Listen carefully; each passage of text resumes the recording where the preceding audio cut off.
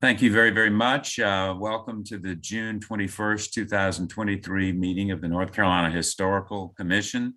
I want to welcome the commissioners, the staff of the North Carolina Department of Natural and Cultural Resources, as well as, of course, the general public that may be attending this through virtual means.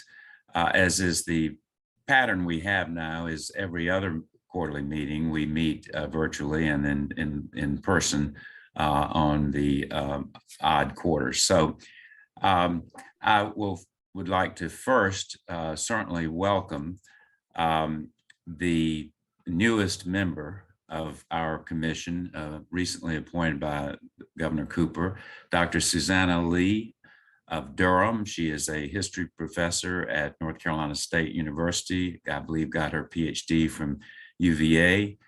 And as a personal aside, she's done stints at Wake Forest, I think, and Duke and State and UVA. What is it about my alma mater, Chapel Hill, you don't seem to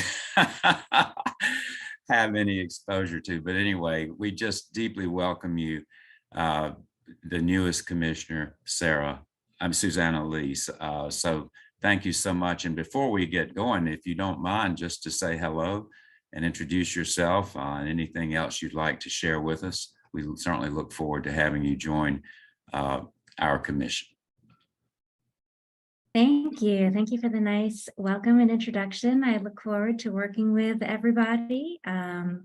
My area of focus for my teaching and research centers on 19th century United States history.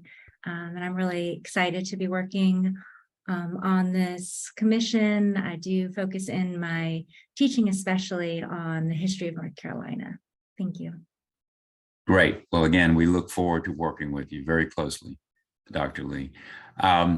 Also, I'd like to extend a special welcome to Commissioners Noah Reynolds and Barbara Snowden, who were reappointed along with myself by the governor very recently.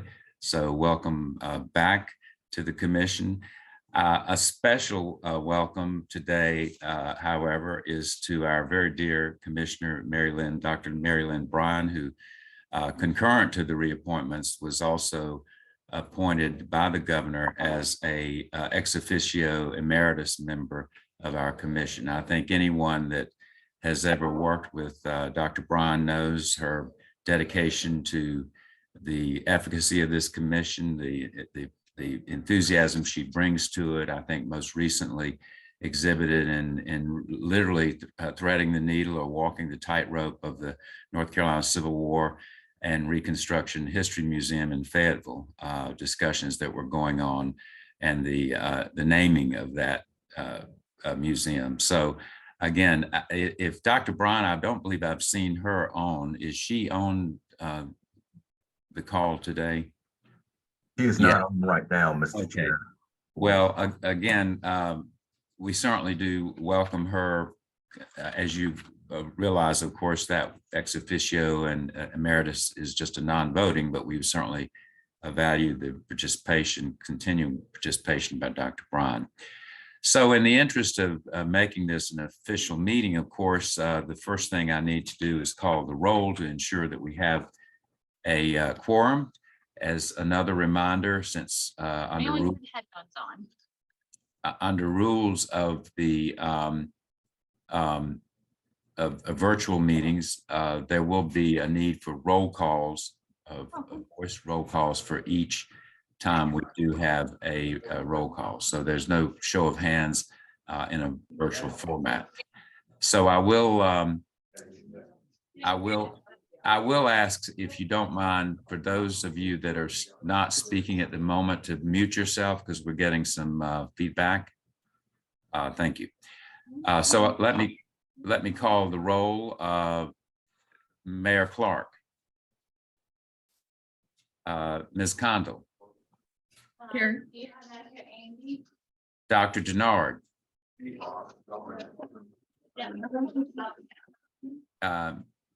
is Dr. Gennard present or not? I don't believe so. Mr. Dixon, Ms. Groom, Present. Dr. Johnson. Present. Oh, Dr. Johnson. Dr. Lee, who we know is here. Present. Ms. Phillips, Here. Ms. Reynolds, Can I help you find someone? here. I'm looking Uh, for Norwood. Norwood? Ms. Brian. Snowden, Okay, let me go check what room he's in and then I'll be right back to grab you. I will ask again, if Yeah. you don't mind, for commissioners that are not speaking Okay, directly. let's hold this that way. You can follow me. themselves, Hello, That's- Please That's mute. He's right here. hello, Hey, Yes.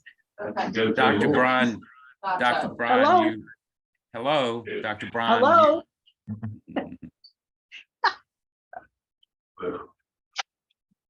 We are, we're getting a lot of feedback. So again, if you don't mind, if you're not speaking directly to the commission, to mute yourself at this point.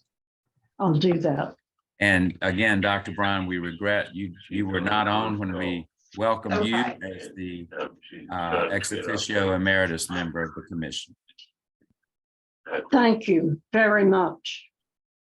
So, and David Ruffin is present as well. So the other item that we routinely, of course, ask, having had a published agenda sent to all commissioners some days ago, is there any area of conflict of interest that is known by any commissioner or the items that are being discussed or that will be brought before us today? Do I hear any issue of conflict of interest? Okay. Next on the agenda then will be the approval of the North Carolina Historical Commission meeting minutes from the March 22nd, 2023 meeting held in Raleigh. Do I hear any comments or thoughts on that, or a motion for approval of those minutes? Mr. Ruffin, this is Barbara Snowden. I make a motion, we approve the minutes. Commissioner Snowden has moved approval of the minutes. Do I hear a second? Second. I second. Who was that? Barbara Groom. Barbara.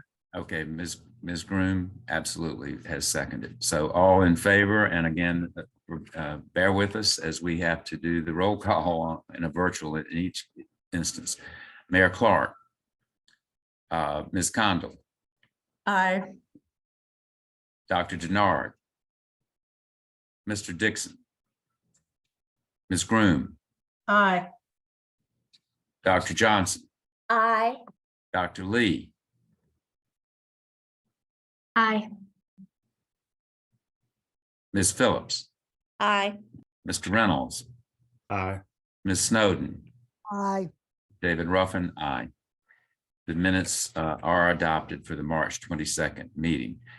We shouldn't have a very long meeting today, but we'll move right into what is of course, a normal agenda item, and that items, and they are the accessions and deaccessions from the museum.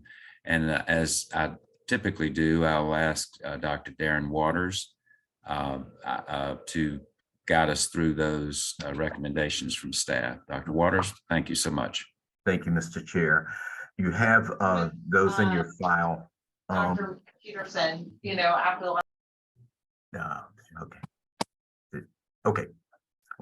So you have those available, the proposed accessions for the North Carolina Museum of History and the North Carolina Maritime Museums. I think we generally break those up from historic sites, right, Michelle? Or do we do them together? We can do them together. Or as a single slate, Dr. Waters. Okay, so we have the proposed accessions from the North Carolina Museum of History, North Carolina Maritime Museums, and North Carolina State Historic Sites, reviewed and approved by the committee internally and brought forward to the commission for your consideration. Are there any questions that you all have about any of the proposed accessions for the museums and historic sites?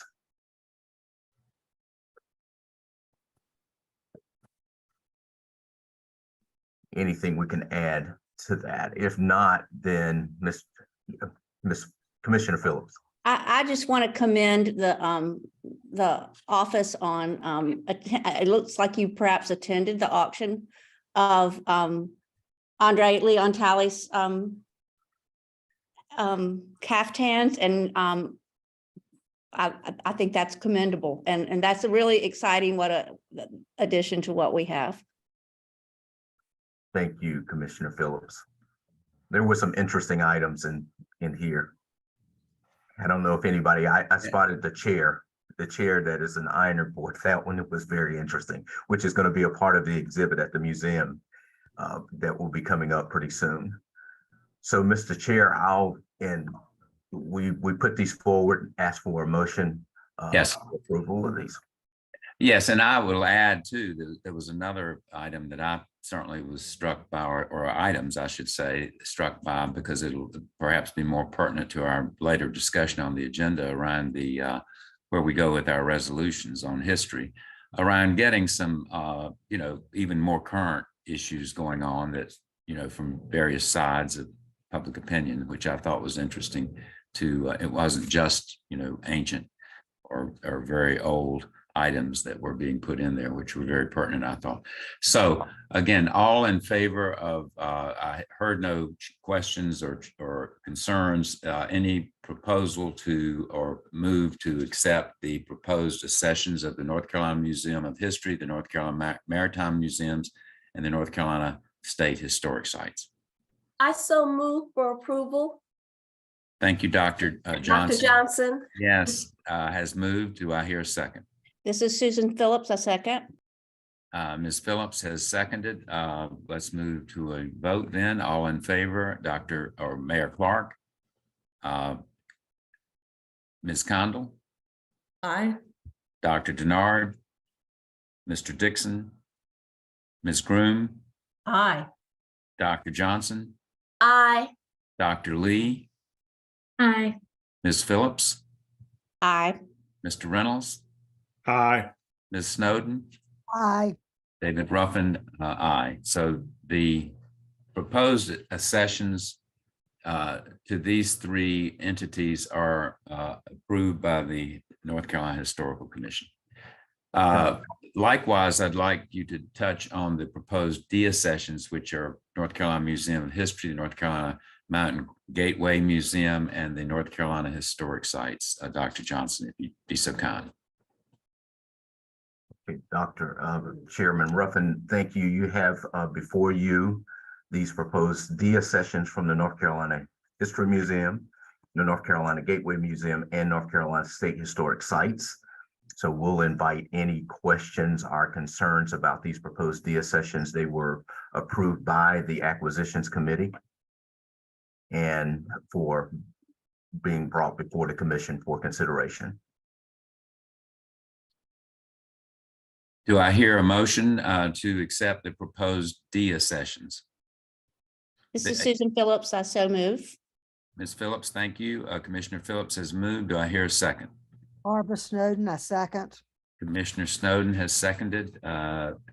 Without further question, we'll call the roll. All in favor of the proposed deaccessions? And I might add there, the reasons for deaccessions are always included in these recommendations. Mayor Clark, Ms. Condell, Dr. Denard, Mr. Dixon, Ms. Groom, Aye. Dr. Johnson, Aye. Dr. Lee, Aye. Ms. Phillips, Aye. Mr. Reynolds, Aye. Ms. Snowden, Aye. David Ruffin, aye. So the proposed deaccessions are accepted as well by the commission. One of the items that we have on the next item on the agenda, I should say, is the follow-up to the North Carolina Historical Commission resolutions that were actually Mr. Chair. Yes, I'm sorry. Sorry to interrupt you, but there's one additional item for deaccessions from state archives before the follow-up on resolutions. I'm That's so the sorry. cover. Okay, I no problem. beg your pardon. And so what I'll do is invite Sarah Kuntz, to our state archivist, to address these, and also thank Sarah here for entertaining my questions about these dia sessions. So thank you, Sarah. Thank you, Dr. Waters. So I've brought you today, we've taken a couple meetings off from deaccessioning at the State Archives, but we've gone back into reviewing some of our records that are possibly eligible for deaccessioning. And since our process is slightly different than the museums and historic sites, just as a little bit of overview, especially for our newer commissioner, when we propose records for deaccession from the State Archives, that's going to involve physically reviewing them, sampling them, looking at them, see if their description matches what the description on the record series is, reviewing the old schedules under which they were accessioned, reviewing other accessions of similar materials, looking at the current schedule to see what that retention period would look like, because we've undergone a dramatic transformation in our records retention schedules in the last 5 years. And then we always consult with the agency before we even move forward. So we never do anything without agency approval of what we're going to propose. And then as it flows up through Dr. Waters, then it comes to you. And I'm always happy to answer questions, but I think all of these 19 have a pretty descriptive look at our work, our background in reviewing these series. So just as a very brief overview, there are 16 series that are we propose are deaccession and destroy. So those would be destroyed per our administrative code standards for destruction of archival records. And then there's one series that belongs to DHHS that would be a deaccession, but that would only be to return it to the agency's legal custody. The records will still stay in the record center. It's just that the agency will govern the access to those materials. And those are around a series of much older certificate of need for hospitals. And those need to be retained for 75 years, but it's more appropriate for the agency to govern custody of those materials, not the archives. And then there are two series that are a deaccession and return to the agency's physical custody. And in this case, they're going to roll down the hall to Ramona, because her decision was that she wanted those records back when we deemed those two series to be not of archival value. So that's the sum total. I'm happy to answer any questions about any of them, like how we came to that decision. Sometimes you'll see records that have a name that seems like there's something and there's not always, doesn't always match. Any questions on it? Thank you very much, Sarah, most accomplished state archivist. So I apologize for the oversight on the agenda. Any questions or comments about the proposed deaccessions with North Carolina State Archives? Do I hear a motion?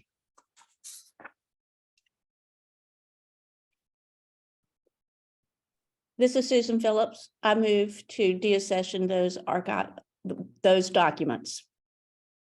Thank you, Commissioner Phillips. Do I hear a second? Noah Reynolds, I'll second. Commissioner Reynolds, thank you very much. Seconded by Commissioner Reynolds.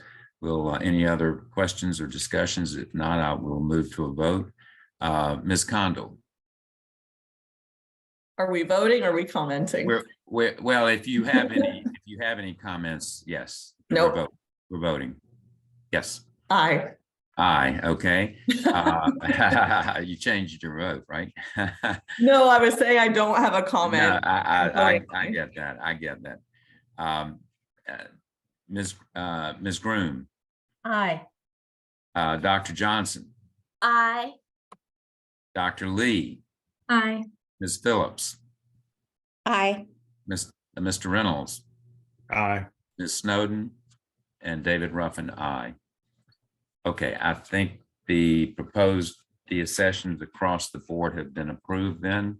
At this point, then we will move on to the next item on our agenda, which is the follow-up of the North Carolina historical resolutions that were actually passed in December of 2022, the two resolutions that you may recall that spoke frankly to the concern of the commission about the status of awareness in history and its profile in our society, and the role that not only state government, but just state leadership should be attentive to in terms of promoting the importance of history.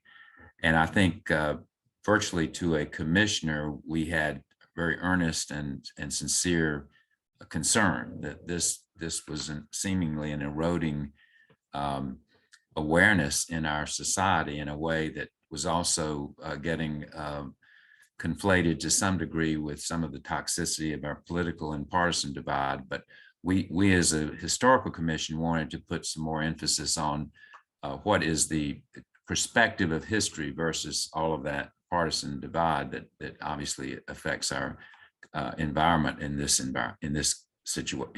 time that we live in.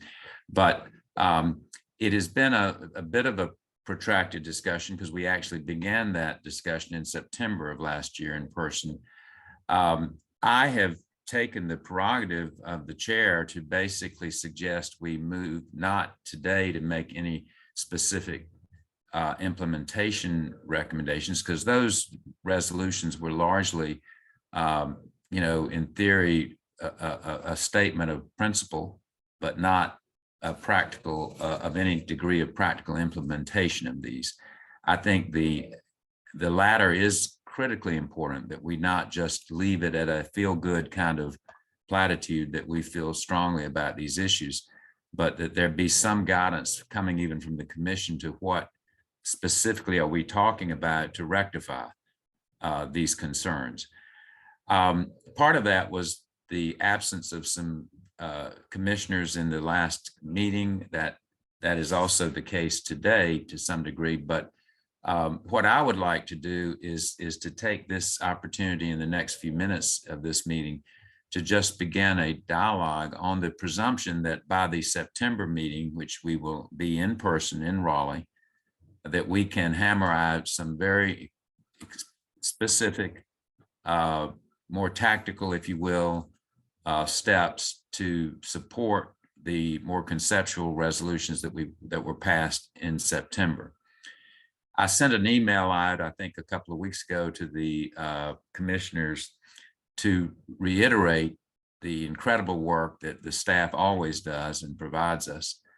And in an attempt to try to get the commission to further digest some of those recommendations, I was again struck by how incredible amount of work is already being done in this field, and how much such activity is already being sponsored in the name of our staff and our department.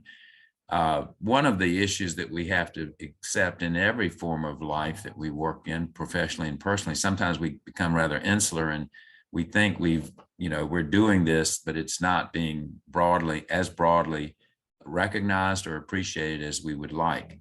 And I think that's the gist of it. It's not in any way to belittle or indicate that the staff isn't doing a lot in these initiatives already. It's just to find a way that we can put kind of the megaphone, if you will, of the commission behind this, and also some perhaps new ideas to further give higher profile to this very, I think, passionate issue I certainly feel strongly about. So, as I think most of the commissioners do. So what I'd like to do, again, I have gone back and reread and read a third time all of the information the staff has given us. I have some thoughts, but I would love for comments to be made during this period of time by other commissioners to just any ideas that you might have. And if you have any variant of what I said around trying to come together in September, and I might add, I didn't realize how rusty we've all become on virtual meetings. I mean, in the height of the pandemic, we didn't have these snafus of hearing people talking and chattering and all that. But there's nothing like an in-person meeting. And I think that one of the things I'm looking forward to in September is, again, we cobbling out some kind of more tactical steps to further implement, hopefully, these significant resolutions that were passed in December. So if there's any commissioner that has had any further thoughts or any ideas that you'd like to share with us, again, we're not expecting to move to pass any resolutions today necessarily, but I do think that the dialogue is important to begin to to commence. Barbara Snowden here. I read the suggestions from the staff, and I was impressed that a lot of them were specific things that could be done. I know that part of it has to do, going to have to be staffing, which is always a question, to make sure we have the people in place to do the things we want to do.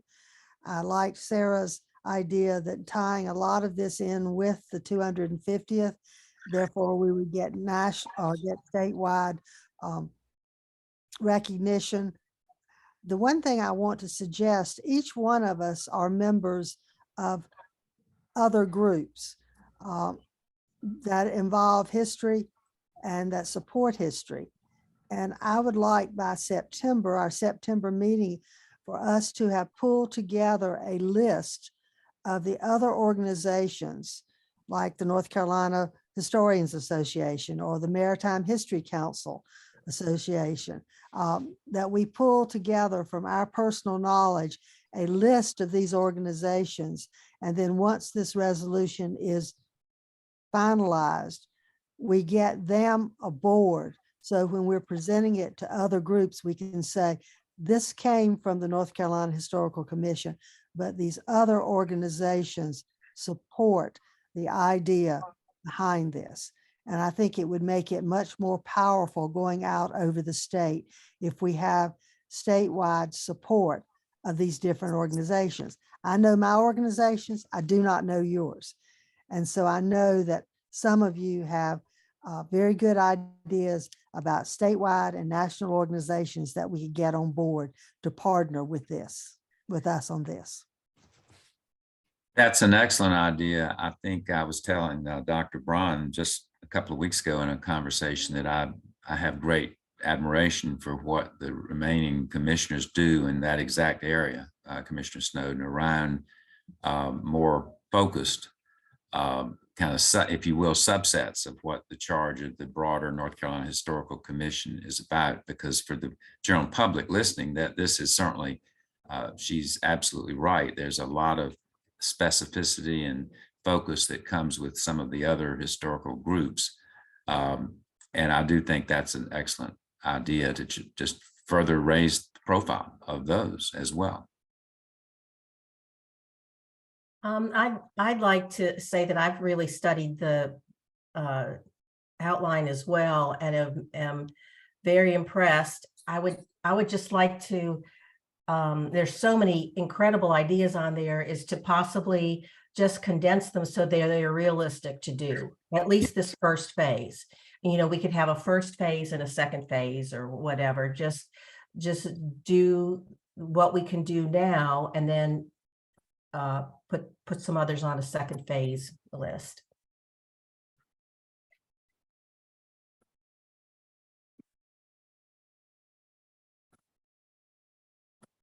Yeah, I mean, I was struck by the fact that the great ideas, and again, in some cases, they're already being done, particularly in the History Museum, the various programs that are being offered in the History Museum. I think one of the concerns I've always had about any good idea is the old analogy of, you know, plenty of good books are written, they just don't get to the right publisher, right? And that's what we need to see ourselves as, in effect, the publisher of this, to try to use our platform, if you will, and profile in the state of North Carolina to push awareness at a higher degree than apparently it seems to be at this point. But I like your idea of prioritization, Commissioner Groom, because you can't do all things. And it loses the impact when you're covering everything. That's right. Can't see the forest for the trees at that point. I think, and I don't know if this probably would come a little bit later, but for us to be mindful that we also are within a larger department, and what are the interdepartmental ways that can support ideas, because it's looking at this list, it is great. And I was thinking of other partners like natural resources, because they have state parks. What is history of our state park system, and how can you embed some of that so that it's not siloed, but that is really integrated. And some of that already came out in thinking about STEM, but I always think of STEAM, and that the arts and humanities need to be integrated with all of what we do in the social and natural sciences. And so I think that just being mindful of ways to partner with other entities first within the Department of Natural Cultural Resources, and then kind of branching out eventually. Right. Excellent point. Oh, and I like the coffee with the curator. So maybe we have a coffee with the commissioner, just, for us to be on tap where we are and just sit down and have a chat with folks. Susanna Lee, I was very struck by all of the remarkable, extraordinarily valuable programming and initiatives that are already in place, as well as some of the ideas for new ones. But I do want to echo Barbara's point that we really just can't achieve or continue to sustain these. I was really very concerned with some of the staffing and salary issues identified. And if we have a role to play as it concerns that, I mean, if we can't fill the positions and if there's a salary structure that is working against us, I mean, I really do think that that's an important challenge to tackle and take on, because we want to make sure that the folks who are working for the state of North Carolina to support these history education and historical knowledge and historical initiatives, they are compensated as in a manner that reflects their experience, as well as the diversity of ideas and opinions and perspectives that they bring to the state of North Carolina. Well, I think Commissioner Lee, that you're right on. You certainly weren't here and with us privy to what was happening in September of 2022, which we were getting reports from division heads of losing resource and staff because of salary competition and things of that nature. And one of the primary bedrocks, if you will, of the second resolution was in effect calling or admonishing state government to be more sensitive to resources of exactly what you're alluding to around the area of all things history. Because the staffing, given the current, budget or the current staffing constraints, can do but so much, right? It's up to a different level of awareness of broader state leadership, with it either legislatively or in the administration, to promote even increased resources. Obviously, that includes money and staff positions and so forth. So I think one of the things we were able to do with the two kind of parallel resolutions is touch on both things, right? What is it that can be done programmatically at one point, but also perhaps even more importantly, how much more resource can be channeled in this area? This is Susan Phillips. Along those lines, I think one problem that history has in the general public, I'm not a historian, I'm not an educator, but is that its utility, its relevance is kind of obscured, and that one thing that we might want to focus on is in various ways trying to demonstrate to the general public what the relevance and utility of history is. It's not just to know what happened, in my view. I think in some people's view it is. In some people's view, it's it has a great propaganda purpose. In some people's view, it's a very personal thing. What are these different utilities? What are their different relevances? And if people don't think it's important, they're not going to fund it. So you have to show them why it's important, because it's not always that relevant to people who aren't already interested in it. So I was thinking about even having some sort of presentation on that issue. You know, what's the relevance of history? What do you do with the knowledge that you gain when you have historical knowledge? What's how have people used historical knowledge in the past to affect the present or the future? It's just, I don't think it's as obvious to people as the utility of some other areas of knowledge, reading, math. And I think this is particularly true with young children. You know, it's most things that young children see and are studying in school have a practical relevance. There is a sign, it has numbers, it has letters. We need to know what those are. We need to know what the colors are because red means stop and green means go. What happened at Fort Raleigh does not seem to have any relevance to their lives. And so how can we help establish that connection for people? Because it's not really all that obvious. Well, I think you're absolutely correct. But Dr. Waters told me just 2 weeks ago in a conversation he and I were having that he had stumbled upon an article where the test scores, standard test scores of, I believe, high school students were showing severe degradation in civic awareness.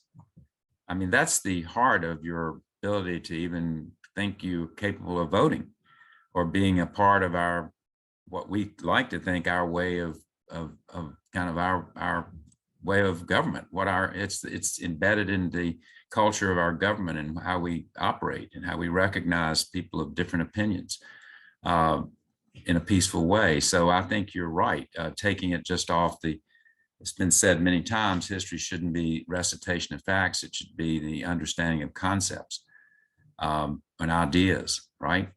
So I like your point in that regard, but I think I think we do have to come at it from a little different perspective. Well, you forgot certain historical facts. No, this is actually degrading your capacity to be performing as a civic person.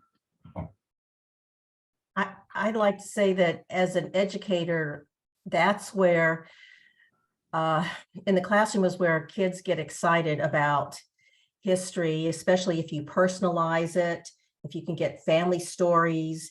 And then here we go back to finding good history teachers and the fact that we're having fewer people choose teaching as a profession. And it's a troubling thing, but Susan, you really picked up some important points. And I'm hoping that, you know, at least with our 250th anniversary coming up, it will shake people up a bit to remember that and to be aware of that. Now, we still got to do what we got to do now, but like when I was teaching, I just used the facilities right around me, and I took my students around the urban trail in Asheville because we could walk to that, and I took them around the YMI Cultural Center. We could walk to that from my school, and we saw the history of the Black people in Asheville and learned about that. And, you know, just to help them right where they are, help them where they are, expand their minds. And, you know, eventually, hopefully it'll move on up to the adults and the schools and the colleges. Okay, that's it. Mr. Chair. Noah Reynolds. Yes. One of the comments that was probably on the first page that struck me was that it's equally important to reach out to members of the public who don't know anything about history as it is to reach out to those that are dedicated and very knowledgeable and interested in history. So what is a way that we can message or get something out to the general public across the state about the importance of history? And I say that in the context of the more complicated the message, the least, or it won't travel as far. So the more simple the message, it'll travel further. So in our endeavor to get the public of North Carolina more interested, we need to look at both of those segments. There were a couple of little things that I noticed that I thought were interesting, like a lunch and learn opportunity for students and teachers in school. That, that would be free time for both during lunch, where you could, opt in to learn about something through a video provided by, maybe a division of the state, or the virtual tours or something like that. Another little thing was having bibliographical material at a historic site. So if you want to learn more, it would encourage you to go do that research and learn more in depth about that. So little things like that you can, provide resources that can encourage people to touch history for the first time or go a little bit deeper into history. I think for me, those are the things that might be able to reach the furthest around the state. Yeah, a great point. Overcomplicating any message is a drag on it, no question. One of the things I've spent a lot of time on, just thinking almost idly about, is how on earth can we decouple history from politics? So much of the toxicity of our political environment, as you've heard me say many times, affects a lot of times people's even wanting to embrace history. It's kind of like, well, depends on who writes history, right?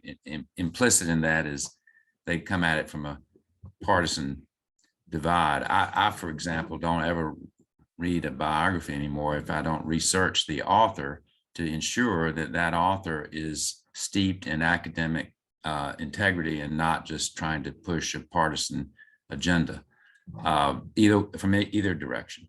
And I really feel that's what some of our message has to be, is, in my opinion, to decouple even the sense that we're trying to push an agenda.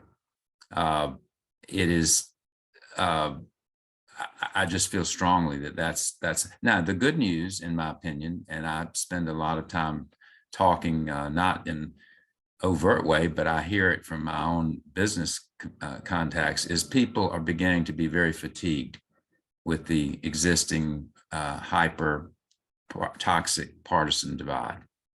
And I think we ought to be able to take advantage of that and say, well, we're not talking about politics here, we're talking about history.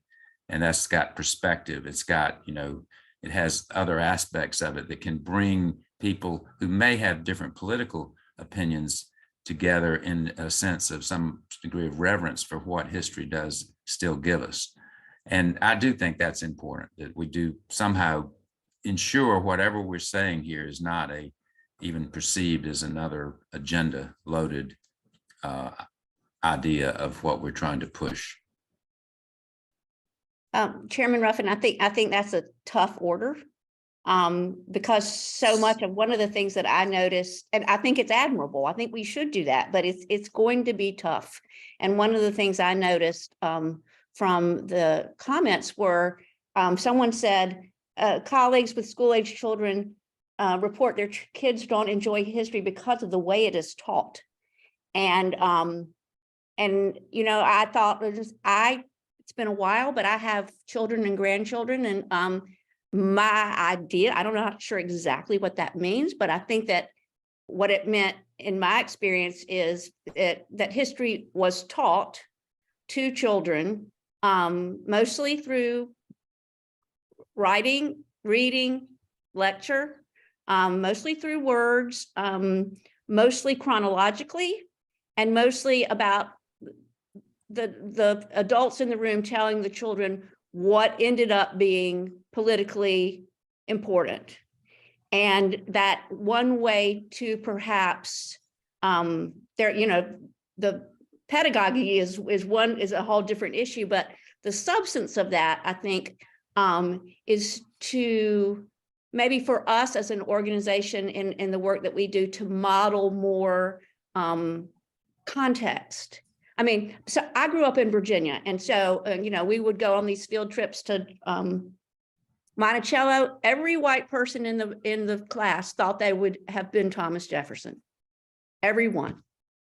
So no, we would not have. Where are all the other people who's not in the picture that we're telling? And where are they? Who are they? What were they doing? Because it's the story of a particular place or person is not just the extraordinariness of that person. It's also what's going on around that makes it extraordinary, and what's going on around that reflects the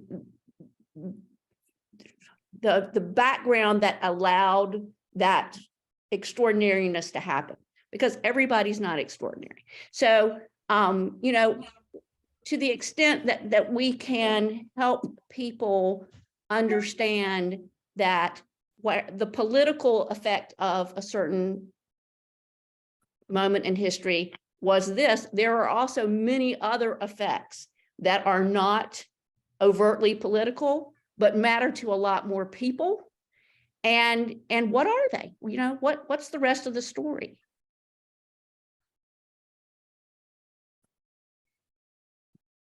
Susan, that's a very good point. One of the things, this was my first year not supervising student teachers for East Carolina. So I can say one thing that has happened that I noticed from when I left the classroom until I went to the university and started supervising these student teachers is the emphasis on primary documents. And that's where our archives come in. They can provide the teachers with a document that the teacher does not interpret, but that the teacher gives to the student and says, okay, what does this document tell you about the time, about the people, about what was going on? And if they know what was actually happening then, that cannot be when they're grown up and listening to people talk, they will know the difference between, no, that's not really what happened. This was what was going on at that time. And so that's one of the ways that we, as the Department of Archives and History, can help teachers. And then the other thing is, to get it done in the classroom, we have got to get the connections that get the material to the individual teachers. We have a lot of wonderful, wonderful, wonderful stuff. But a lot of times I found that it did not make its way down to my fellow teachers. It got stuck somewhere. And so we need to make sure that whatever we do, we get the superintendents on board, we get the principals on board, but we get the hands-on material to the people who can make a difference in the classroom. Oh, Barbara, that is incredible. I love that. I love that business of primary documents, because that takes all this and puts it in a different place. And I love the idea of getting the materials to the superintendents and to the department chairs and the teachers. That's awesome. I love that. Susanna Lee, at one point, I would just like to emphasize building on some of the points that have already been made in terms of engaging various communities with history and emphasizing the importance of history, and building on the point about bringing primary documents out to the people of North Carolina. One thing that I do want to emphasize is that for some historical groups, this requires extra efforts and potentially extra funds, extra resources, extra attention devoted, because due to historical processes like slavery, Jim Crow, segregation, colonization, dispossession of indigenous peoples, the record base that we have for some historically marginalized groups are scant and sparse. And if you look at the records that we have collected by the state of North Carolina, as a result of these historical processes, some of our histories are not as well represented in the documentary base and the material culture base. And so bringing these stories to the people of North Carolina and to tell inclusive historical stories takes extra effort on everyone's part. Dr. Lee, where do we find these sources, and how do we incorporate them into the education of our future teachers and get them down to the teachers? what are you, give me specifics that I can, well, I forgot I'm not teaching this year. Okay. But give me some examples of what we could do as a local historical society to bring that kind of information into our community. Well, I'll say, in terms of teachers, I know that teachers are really very hungry for these types of things and maybe don't have the resources at their disposal within their school districts, or don't feel as though that their education adequately prepared them to bring this information and these resources to their students. And so although teachers might want to do these things, they just need extra support. And I imagine this might be applicable to other professionals that we might be working with. And so, I know that there's already a lot of programming that we offer in the state for teachers. We're bringing in subject matter experts who have this knowledge and who can introduce our teachers to the sources that are available. They are available. Sometimes, relative to the historically powerful, there are just fewer.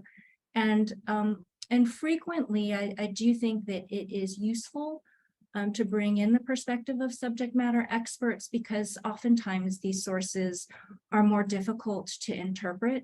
And so to provide this sort of context to enable teachers to bring that knowledge to their students, I think does take some, extra information to be provided to the teachers. If I could just connect on that for a minute and draw you in, please, Sarah. One of the things that I think is really interesting and publicly interesting about the work that the archives does is their oral history program. And I think that also kind of corresponds with an idea I have about that we need to teach history backward. So as they do in genealogy. So I'd like to see if there's an opportunity that we have, especially with the 250th anniversary, to use maybe some of the oral history interns and to develop a program of going into the schools and teaching the age-appropriate children how to do oral history. And along those lines with what Dr. Lee was saying, in addition to oral history, what kinds of objects might support the story that you're hearing, and are those objects here? Or if they're not here, where are they? What's missing from the picture again? And maybe that would be for some of those internship projects that would be something that could connect the archives with the school children in a way that would be really useful and fun for them, and help them realize that there's a dearth of physical objects with respect to some of our citizens. And why is that?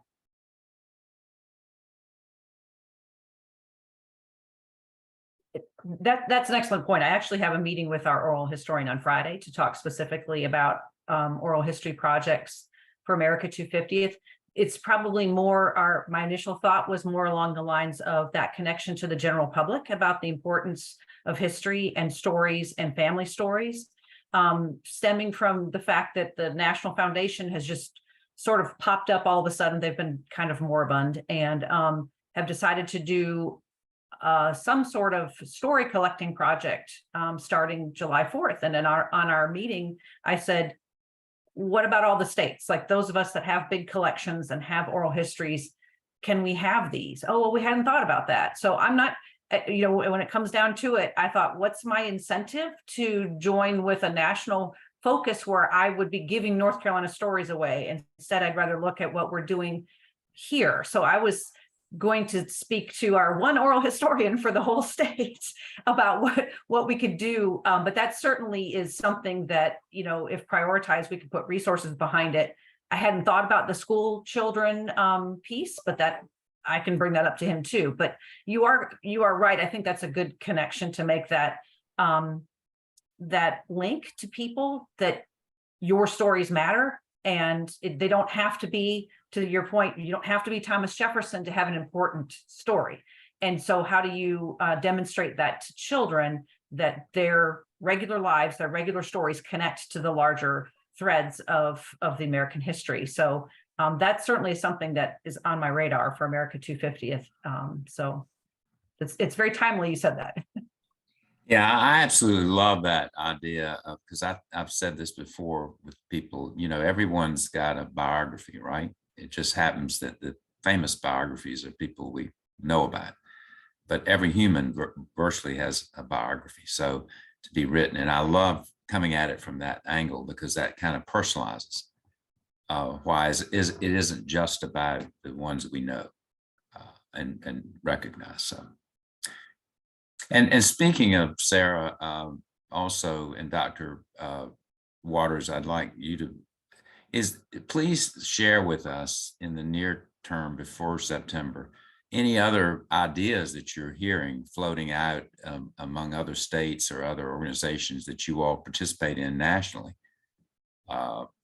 that would be helpful to us. Because again, I'm hopeful that we can put some, as they say, meat on the bones for this to kind of come in, you know, in September with some real, it's beyond just the platitudes of what we said in December, but it's here's a little more specifically what we would like to be considered. Dr. Johnson, yeah, excuse me, Dr. Waters. No, that's okay. Dr. Johnson, please go ahead. I was just gonna say that part of all of what you're talking about, we are talking about, are the need to build on relationships, and that it's great to have ideas about how to do these various things within a classroom. I was thinking specifically about K-12 and the challenges of doing things that are outside of the day-to-day requirements that teachers have, that some of them don't even make sense, that they have to do, that take away from instructional time. And I was thinking about how the Heritage Commission has partnered with the state in terms of building a curriculum, and that right now that curriculum will be rolled out to these K-12 teachers, and it's about HBCUs and it's about Black history in North Carolina. So part of what I am thinking that we also need to do is get that feedback from, okay, here is an intervention to broaden out the history. That's already a process. That's already something that's underway by our by Archives and History. Let's get the feedback, and in getting that feedback, we're also continuing to build upon relationships that exist. And that goes back to Barbara's point about all of our different other connections. So how do we leverage these relationships to elicit oral histories, to tell a better, to get better connection around what history is, how it operates in human society? See, I'm thinking humans do this. We pay attention to our history, but it can get sidetracked in many ways if we do get too partisan. So what is it that we do on a bigger, wider scale? America 250 is a prime opportunity, and the department, Archives and History, the division is already engaged in several activities. So I would suggest, again, when we come back in September, to think about how we're leveraging these relationships to better tell this story and to work on what is already in place. Because I'm looking at this 14-page document and say they're amazing ideas. And it goes back to earlier comments on prioritizing and all of this. But to me, it gets down to what relationships do we have? How do we support them? And how can they be used to do the work that we all know that needs to be done around history in our society? Well said, sir. Well said, Dr. Johnson. Any other comments? Would it be, this is Barbara Groom, would it be helpful for some of us to come and meet with Sarah, or do some, what could we do around our own community? Or I was just thinking about a guest person I had in my classroom to speak, Orlean Simmons, whose great grandfather was used as collateral in the building of Mars Hill College. And we took the students out to Mars Hill College and saw all of that, and the Rosenthal School. And just, she came to speak to my kids, and she could, I don't know if her oral history has been taken or not, but she is a extremely person. I sat in the back of the classroom and tears were coming down my face. She was just extraordinary. And, you know, what are some things we can do to, in our own communities to help make this passion of history that we have, how can we pass that down? And anyway, I want to offer anything I can do. If, you know, Sarah or anybody needs any help or ideas or whatever, because it's really important, and it's a big part of my life, and I know it's a big part of y'all's lives. So I'm ready to volunteer. Well, I particularly like the participatory approaches that were listed, because that's kind of goes right to the heart of expanding people's involvement, right? It's not a lecture down, it's an inclusiveness aspect to that. So whatever we do, I'd love to expand on some of the listing that was talked about of already pre-existing participatory approaches that are in the documentation. Because I do think that's I think the ultimate goal is to kind of get the younger generation to see history as being kind of cool, right? It's not stuffy. It's utilizing the social media, the blogs, the podcasts, the things that people of younger generations relate to. They don't necessarily sit down and read a traditional history book. But anything that encourages more participatory sharing, I think that's been a thread of this whole conversation, in my opinion. I have one very short and practical suggestion that I noticed. I think it's from your group, Ramona, that I would like to amplify, and that is to get the education office. If we're trying to impress upon people the need to amplify public education about history, I couldn't find the education office when I tried to find it online in the department's webpage. And so let's amplify it, make it a big deal, make it easy to find, front and center. Ramona, do you want to say anything?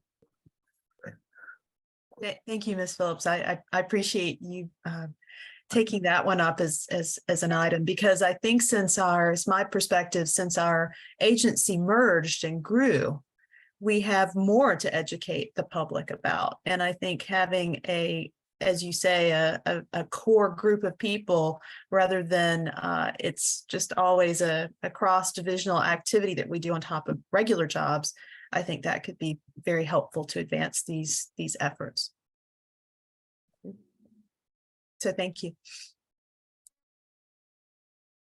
Mr. Chairman, I will just add here, I appreciate this robust discussion around this. And I want to thank the staff again, the team, for putting together these ideas for you all to consider. I know that Michelle has a lot coming out of her area as well. And I can't help think about, getting students to our state historic sites. I mean, that is a wholly different experience. And I would like to see kind of cross-pollination in a way where you've got students from the western part of the state able to visit sites in the eastern part of the state or the Piedmont and vice versa. And I know that that takes resources to make that happen. So that's something that I'd love to be able to think a little bit more about. I was down visiting with the folks at Roanoke Island Festival Park and at with Lost Colony for the opening season of Lost Colony this year, and was thrilled to hear that there are a number of students from the western part of the state, school students, who get to come all the way over to Manteo. But it would be great to do some more of that, because visiting those sites, I mean, it is a very different, and the museums, but visiting the sites is a very different experience, and you're touching history in a different way. So I deeply appreciate that you're thinking through this conversation, why this is important to do, and just thanks to the division leaders for what they have done to kind of put this together. Well, I think what comes out of the September meeting, at least my thought at this point, would be that we kind of, again, have a two-tier, one being maybe a prioritization of some specific, more tactical recommendations. And then I'd love to work with you, Dr. Waters, and Secretary Wilson even, around how do we broaden it to I hate to use the word admonition, but just a request for more sensitivity at the top of the house, governmentally, because that's where the resource comes from, right? We've got to have more resource, but I think we ought to clearly state that in a respectful but strong way, that none of this could be accomplished without more resource. And we're just here as kind of the squeaking wheel as the North Carolina Historical Commission, that we just feel like we've had, frankly, too long degradation of history in our culture in a way that could be detrimental to even our security and our ability to continue as a harmonious nation. So I feel like there are kind of two tracks that we need to be thinking of, not unlike the parallel of the two resolutions passed in December. But and where I'm going with that is I certainly would be prepared to spend some time dialoguing with any of you. And I encourage any of the commissioners to reach out to staff members on some of those. Maybe we collectively get up a group of prioritized suggestions that are specific, but also with a strong, effective message that we've got to have more resources to get this done. Thank you, Mr. Chair. Well, I will, this again has been helpful. I look forward to, I don't know if I was telling Dr. Braun the other day, I don't know of anything that I have more passion about, because I do feel like we've got to take this commission and take it away from just a reactive, what comes to our attention about this or that circumstance. And the time is right for us to make a statement. And I really feel strongly about that. And I would hope it is done, and most importantly, in an effective way when we kind of put a bow on this thing, hopefully in September. Thank you, Mr. Chairman. So at this point, then I will hand it back to Dr. Waters in terms of the Deputy Secretary's report. And I'll remind the commissioners and the listening public, as every other quarterly meeting when we're in person, we get the in-person division heads reports. I noticed that's on the agenda, division directors reports, but Dr. Waters, I'm going to let you, the Deputy Secretary, give your report, and then reference any division directors reports as you see fit. Well, thank you, Mr. Chairman. I know you all have the division directors reports in your packet, and you've had a chance to read those. What I'm going to do, Mr. Chair, with your permission, because I don't know, our general counsel, Mr. Fagan, may have to leave to jump into another meeting, but I do believe that he has an update for us. So Phil, if you want to go ahead and take that time now, please feel free to do that. Sure, and it's rare that the lawyer gets to be the bearer of good news, but can tell the commission that the lawsuit where the Sons of Confederate Veterans was suing the commission regarding the Pasquotank Confederate Monument issue, that case has been dismissed. We have not actually seen the dismissal yet because it wasn't served on us, but so there may be some hiccups to deal with in the future, but our understanding is that it was dismissed by the council representing the Sons of Confederate Veterans. For folks who were on the commission at the time, you may recall this was where Sons of Confederate Veterans asked you to somehow step in and prevent the county's action regarding that monument. You didn't have the power to do so, and so you didn't exercise a power that you did not have, and then you were sued because of it. Commissioner Lee, you probably didn't know you were signing on to be the defendant in a lawsuit, but depending on when you took your oath of office, you may not have been. The dismissal may have occurred before then. So, but the good news is, after initial arguments, we were waiting for a while, but now the plaintiff's attorney has filed a dismissal in that case, so you are no longer a defendant. Thank you. Thank you, Mr. Indeed, Fagan. good news. Thank you for your help on that also. Mr. Fagan, no question. No, if anyone has any questions for Phil on that, but Phil, thanks a lot for that update. And so, Mr. Chairman, really quick, my report will be brief. Just a couple of things to update you on, to tell you about activities. Again, to thank all of the division leaders for all the work that they are doing. They're doing incredible work every day here. One of the things I'd like to report on, Michelle probably, I think, included it in her report. There's a lot going on in the Division of State Historic Sites. I see her deputy, Chuck LeCount, is on the call as well. Michelle, if there's anything that you want to highlight, you can do that. But I also want to talk about the fact that the secretary and I had the opportunity to go out to Fort Fisher. There's a lot of work going on at Fort Fisher right now with the construction of the new visitor center there. It was exciting to be able to go out and see the work that is being done. I think we're on track to see that, the completion of that sometime next year. Michelle, if there's anything else you want to say about that, but if you get a chance to go out to Fort Fisher and you want to see the work that is being done out there, I really encourage you to do that. Michelle, anything you want to say? Thank you, Dr. Waters. Thank you, Chairman Ruffin and colleagues and commissioners. Fort Fisher is by and large the largest project. The Division of Historic Sites, the new visitor center, is the largest project we've ever worked on. It's approaching a $30 million project. What's really been exciting to me is the ways in which the staff have leaned into taking a narrow and profound story of the Gibraltar of the South and expanding it out to include thousands of years of history of that site, which helps us to tell a story of pre-European contact in that site, but also World War II history, which is really important. We've had some strong relationship building opportunities that have been successful with the Lumbee in that region around the forced building of the fort. Over 4,000 United States colored troops, we know, fought in the Second Battle of Fort Fisher. And so that story is really important for us.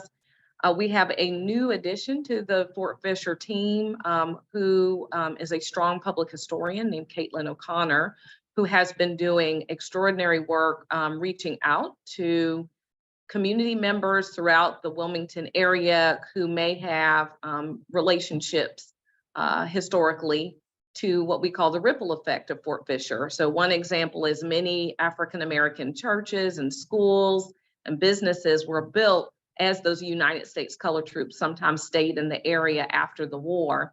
And so there's some strong relationships being built with Civil War era African-American faith-based communities. So I've been really proud of that team for telling a more expansive and inclusive story of Fort Fisher. We're leaning into Dr. Waters and Secretary Wilson's call for us to think about all of our sites as common ground where all are welcome, and telling more innovative stories. The staff has done a phenomenal job being more expansive and innovative. It is huge work. Chuck is doing a great deal of work helping to navigate relationships around, particularly we have exhibit design team, we have an architect firm that we have to work at a fever pitch to keep up with deadlines, and with some vacancies that are impacting that work. We are without our research historian right now. We're also without our director of curatorial services. So Chuck and I are doing double duty to fill in for those vacancies. But it's an exciting time, to say the least. Thank you, Michelle. It is exciting to see everything that's going on across the department in the Office of Archives and History, but particularly thinking about what's going on in state historic sites, because they are carrying some big buckets over there, and I appreciate what they're doing, especially initiatives that are coming out from the Secretary's office. And I want to thank Sarah Kuntz for her efforts around this work as well. So a lot more exciting news that will be coming about what is going on in state historic sites and across our museums. I have still been traveling a lot. I think I had the opportunity to visit individually with each of you all at some point. I'll be coming back around to do that again, probably over the course of the remainder of this year. So I will be in touch with you all. Dr. Denard is not on this call. I thought he might be on the call today, but he and I had recently had an opportunity to visit the QRA lab down at ECU, and that was a really good visit for Dr. Denard. He had never been to the lab before, to be able to see the incredible work that our team with state archaeology, the Office of State Archaeology, is doing there. So I want to be able to take some more of you to certain places so that you can see what the teams are doing in the individual places. But that was a really great visit with Dr. Denard there. I also want to mention to you all that we have great news in a new director for Tryon Palace. She will be beginning that role. Her name is Crystal Regan. She will be stepping out of her role overseeing the education section at the Museum of History to step into this new role as the director of Tryon Palace. And I will be taking her down there on Friday to actually meet the staff for the first time and meet some of the members of the Tryon Palace Commission. But we wanted to update you on that. You can find out more about her. I'm happy to send you some information about her and who she is and her background. Barbara, both Barbaras, you'll be happy to know that she's former school teacher and school administrator. So she has some real strong administrative and education bona fides going into that role. So we're excited about that. Announcement of two major inclusive public arts projects that have been funded by the Z. Smith Reynolds Foundation for the department. One is coming out of the African American Heritage Commission, the Africa to Carolina project, which also involves our state historic site at Brunswicktown. I saw Dr. Johnson clapping. If you want to say any words about this project, please feel free to do that right now. And Michelle, if there's anything you want to add there too, but Dr. Johnson. We're just really, the Heritage Commission and the commissioners are all excited about this new public venture. The two artists who will be bringing this vision to life are amazing. They've contributed already so much to state public art, and we are excited about that partnership with our state historic sites at Brunswicktown, Fort Anderson. They were very instrumental in helping us get this grant by really giving a very good overview of the property and of the grounds. And Michelle Lanier can say more about that end, but our staff at the African American Heritage Commission worked really hard and diligently to get this. And it was one of the last things that Angela Thorpe was able to put all together. And we have got Adrian Nearday, who is taking up the rest of the charge. And basically the project is to have a public site for documenting the disembarkation of enslaved Africans to North Carolina. And it's one of the earliest sites. Michelle.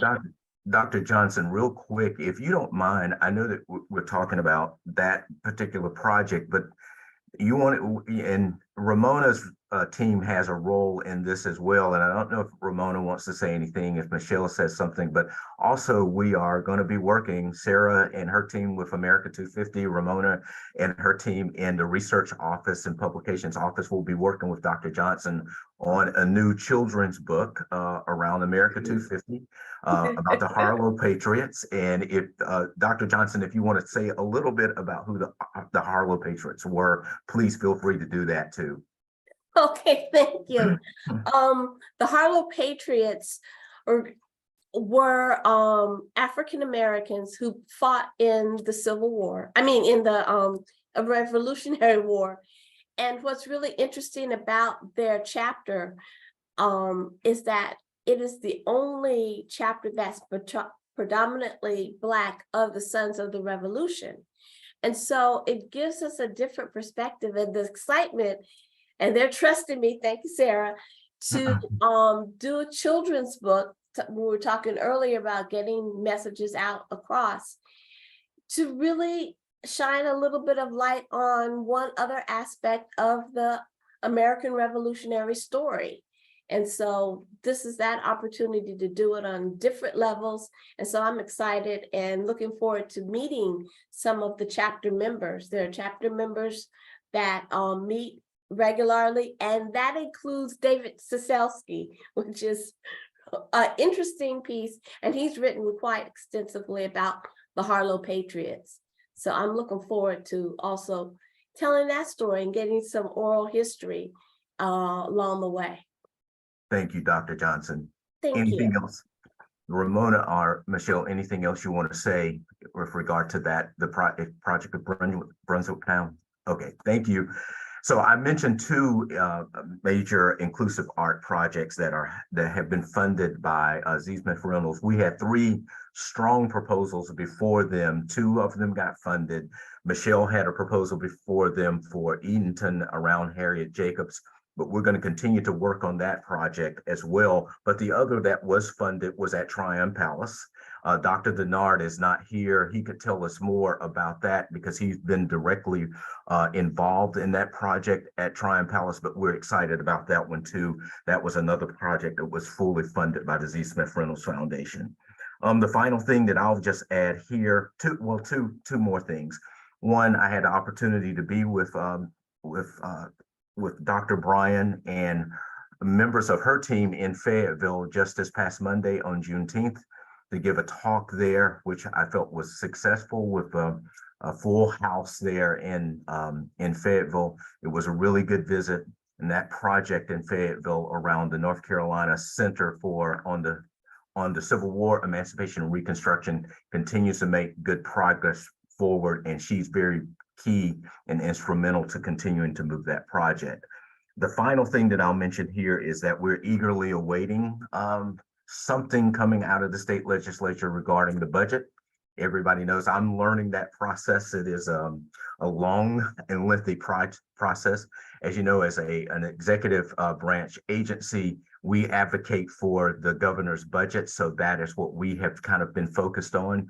But I did talk to our legislative director before this meeting, and he seems to feel pretty strongly and encouraged about what may come out of the budget to impact the work that we do in the Office of Archives and History. So we'll keep you updated on that. I'll tell you one thing that was really good in the governor's budget is that around issues of salary, there was in his budget over 3.8 million for support of salaries in the department. But we'll see how that kind of works out between the House, the Senate, and the governor's budget. But a number of good things coming out of that. Funding for, I think, Michelle, correct me, 5, I don't have it in front of me, but I think it's 5 full-time employees, FTEs at our site at Thomas Day, which we're excited about that work. And also something in the budget we hope that will be successful for Ramona's division as well for historic resources, because there's a real need for some additional capacity in state historic resources. But Michelle or Ramona, if you want to say anything related to that, please feel free to do that now. I'm just happy to, first of all, just say first, there's something in the chat that I added. I want to congratulate Commissioner Bushy Head Condell for also her team receiving C. Smith Reynolds money as well. I know that that was an exciting news for you all. We are hopeful that we get funding through the General Assembly. Yes, for Thomas Day staffing, and that's a huge moment that we're ready to celebrate with you all soon, working with Dr. Waters and Secretary Wilson to find a date to celebrate the true moment when Thomas Day becomes a part of the Historic Sites family. So we're not quite there yet, but we're close. But some of the positions in the proposed budgets would be about public safety for us. We have some days where we only have one staff person per historic site, which is very dangerous. And so we were heard by Dr. Waters, by Secretary Wilson, and by the governor that this is an untenable reality. And so we're very grateful and hopeful. So please, if you have the opportunity to tell your legislators that we need to make sure our staff and our visitors are safe. That's really first and foremost before we even get to do the good work. Thank you, Michelle. Ramona? Sure, thank you. I think we all recognize that we have a growing state. As I like to say, people are getting here as fast as they can. That included me some time ago. And that requires more public officials, public servants to help our growing constituency. So we were very pleased that the governor's budget office and our agency leadership saw fit to include an ask for us for 4 additional positions. However, through the process of the budget evolution, so far only 1 was picked up on, but we'll take what we can get. But it would be nice to have that additional assistance. And what we had asked for was environmental review specialists to help us with consultations that are increasingly complex and affecting more historic places that are frankly irreplaceable in North Carolina. Also to help with our cemetery program, NAGPRA efforts as well, because that is a very people-oriented process and endeavor, all to the good. So we're hopeful that we will continue to be heard on those needs. And again, you can't help, you have to have people to help people. I think that's pretty fundamental. So we're appreciative of management recognizing that and aiding us, and all of you supporting those efforts as well. Thank you, Ramona. Well, Mr. Chair, that concludes my report. If there are any questions, I'm happy to try to entertain and answer those questions, but thank you for giving me the time. Well, thank you very much, Dr. Waters, and somewhat in the spirit of our conversation about the resolutions that we had some great thoughts on.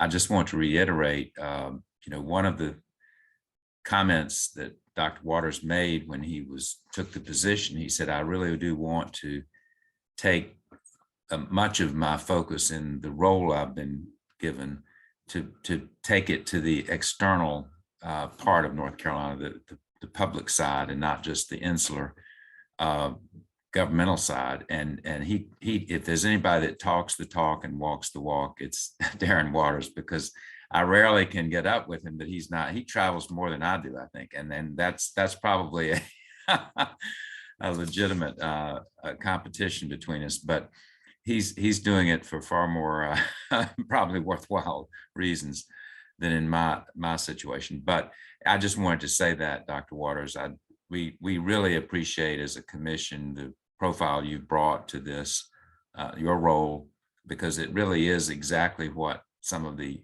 angst I think we have about history is giving us even more and more profile, and you're certainly contributing on all fronts. So thank you very, very much for that. Thank you, Mr. Chair. And again, I'll thank this great team, all of them. They're just wonderful to work with. And so, but thank you for those kind words. I deeply appreciate that. Well, is there any other business that needs to be discussed before we close out our meeting today? Well, the only announcement I have is that we will be meeting on September 30th. That's a Wednesday. It will be in person, I presume, at the third floor conference room at the Department of Natural and Cultural Resources on Jones Street.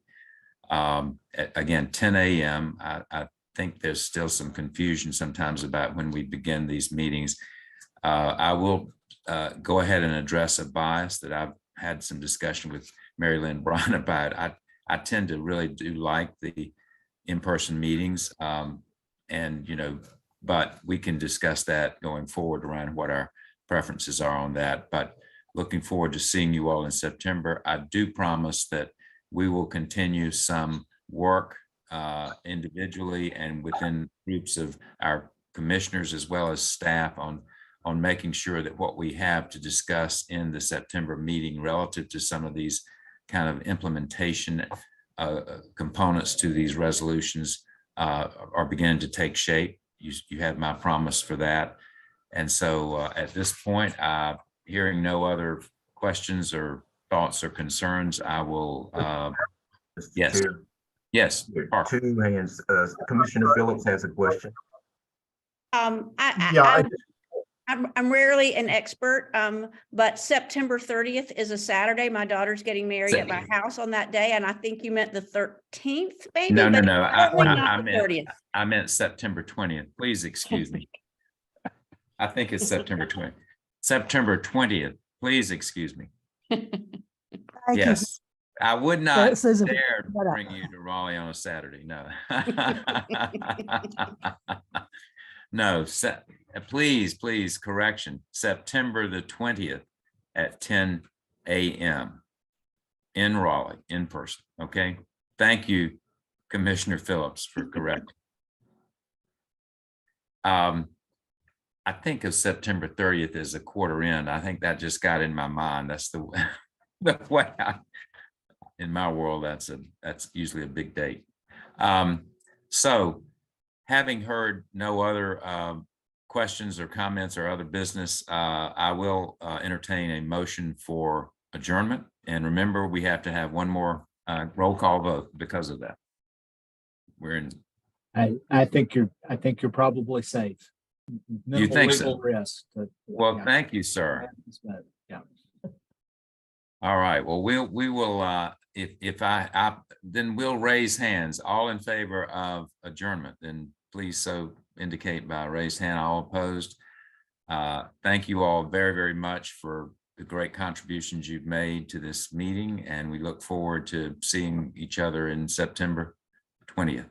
Thank you, Chair. Thank you all. Take care. Thank you, everybody. Take care and welcome, Dr. Lee.